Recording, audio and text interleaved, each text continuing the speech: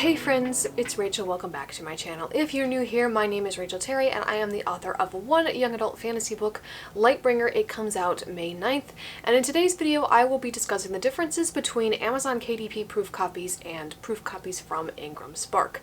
So just a little bit of background on this if you didn't already know. As of the filming of this video, Amazon does not allow you to put your paperback up for pre-order. Currently they only offer that option for ebooks, so if you want your paperback to be available for pre-order, as I did, you have to go through another company like Barnes & Noble Press, or in my case, Ingram Spark. So that is why I have proof copies from both of these companies. So first of all, the biggest difference obviously is physical. The Amazon proof copy has a bar across the cover that says "not for resale," and this is how you know that it's a proof copy. This is the Ingram Spark copy and it does not have a bar, and I quite like that, to be honest, but when you're ordering a proof copy from Amazon, you're going to have this bar across it every single time. Now, one of the things that Amazon does offer are author copies, and these are basically the book as a customer would receive it. It's the real book. It's exactly the same as a normal ordinary book that would go out to somebody who buys it. The difference is that you as the author get a reduced price. You pay only the print cost, whereas a customer would pay the full price that the book is listed for. With both Amazon and Ingram Spark, you pay only the print cost as the author, but I found that Ingram Spark was more expensive than Amazon. Quite a bit more expensive, in fact.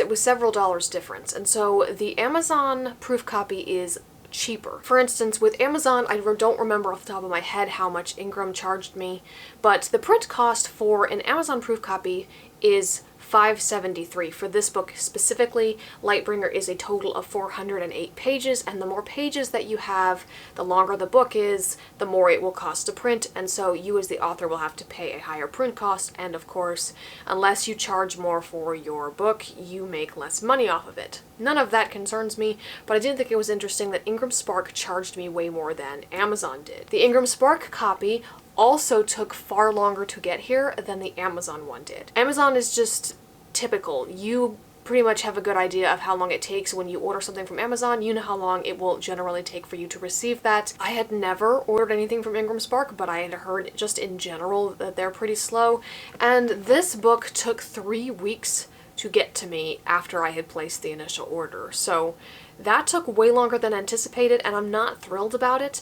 Just the whole revised files upload process took so long that once I ordered this proof copy to make sure that everything physically looked alright, if there had been something drastic that needed to be changed by the time I got this copy and got to look it over, if there was something that needed to be changed, I wouldn't have any confidence that I would have enough time to implement those changes, that they are in fact the version that would go out to the customer.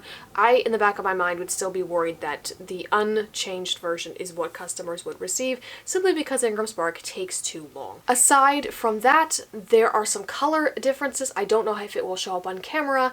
The Ingram Spark copy has slightly more pink to it, and the Amazon copy does not. To me, this does not matter. It's a negligible difference. I think they both look fine, and if you didn't have anything to compare them to, you wouldn't even know that there was a difference in color. When uploading my cover file to Ingram Spark, I did get a warning that there were some color-coded things that were off. Personally, I have no idea what this means. I'm not a cover designer. I didn't do the cover art. I hired somebody else to do that. I didn't do the cover design. I hired somebody else to do that. But I felt like if the cover uploaded to Amazon and it was perfectly fine, then I saw no reason why Ingram Spark shouldn't be able to do the same. Aside from that, these are the exact same size. It's the same trim size for the book. The Amazon copy, though, does have this line that runs across the cover. All Amazon copies apparently have this. I don't know if you can really see it all that well, but it does have a line right here. This doesn't bother me, it's just a stylistic thing. I will say though that the Ingram copy doesn't, and I do like the Ingram copy overall better. I think the Ingram Spark copy is a better quality.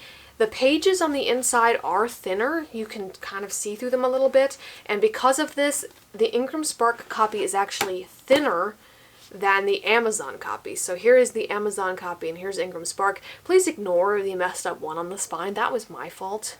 It will be printed upright the same as it is on the Amazon proof copy once we get the actual books printed and sent out because I did fix this. It's just that I wasn't going to order another Ingram Spark proof copy because by the time it gets to me, the book will probably already be out. And once my paperback goes live on Amazon, I will be able to order an author copy. Until then, so long as the paperback is for pre-order through Ingram Spark, I can't order an author copy from Amazon until the book goes live. So currently my paperback that is uploaded to Amazon is in draft mode, but I do intend to make that go live a few days before the book actually is released so that it's like an extra little incentive thing. But yes, the Amazon copy is thicker than the Ingram Spark copy because the pages on the inside of the Amazon copy are thicker. I have ordered a few Amazon proof copies. I've only ordered the one Ingram Spark, but I found that the binding on the Ingram Spark copy was better. There were a few proof copies from Amazon I had that had glue where it's connected, like there was visible glue there. And this one's still not great. I've also found that the spine cracked on the Amazon proof copy easier than it seems to on the Ingram one. Now granted, the Ingram one was not actually used as a proof copy. Nobody actually read through this and proofed it. That was all done on the Amazon proof copies, but it still seemed just a little bit hardier and better printed. Also, with the Ingram Spark proof copies, you do have your ISBN number printed on the back.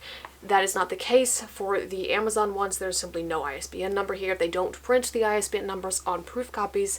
So, for all intents and purposes, the Ingram Spark proof copies are basically like author copies or real books. There's nothing on here that would signify that this is actually a proof copy, whereas with Amazon, of course, they mark it with this bar every single time. I do think that when I buy my own author copy to do videos with or to have behind me on the shelf, I will order an Amazon copy for that simply because I like the pages feel better and it's thicker and I like the way that it looks. I like the idea of having the thicker book behind me on the shelf, but really I don't know if it's that much of a big deal.